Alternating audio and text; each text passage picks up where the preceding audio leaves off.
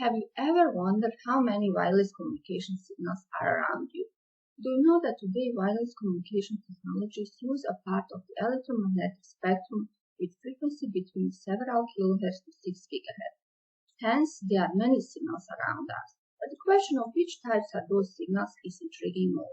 Hi everybody, I'm Erma and I will talk about how we can determine the type of those signals. Military, cognitive radio networks, 5G and beyond network, the government, all of them have found a crucial importance in spectrum knowledge. With a rapid evolution of wireless communication technologies, our spectrum becomes a scarce resource. Consequently, a real-time extraction of information such as modulation or technology type becomes more challenging. Our focus is to determine the type of modulation for every detected signal based on raw spectrum data collected from low-cost spectrum sensors. Let's define our problem. Let us given one transmitter which needs to transmit a narrow-band signal. The transmitter can use different techniques such as modulation, signal shaping, upsampling, and upconversion to generate the desired signal. The generated signal passes through wireless channel. The received signal is distorted and noise corrupted. This signal is fed to the input of a modulation classifier which doesn't know which modulation, signal shaping, and upsampling have been adopted.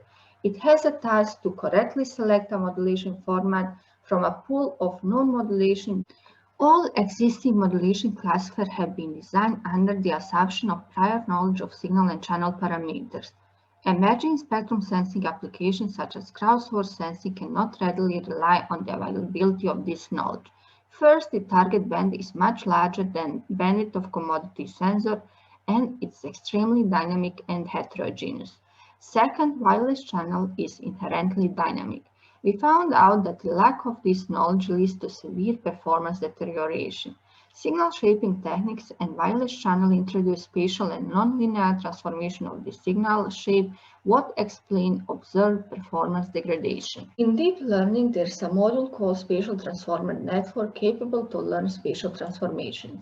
We embedded this module into a novel optimized classifier trained for one known scenario.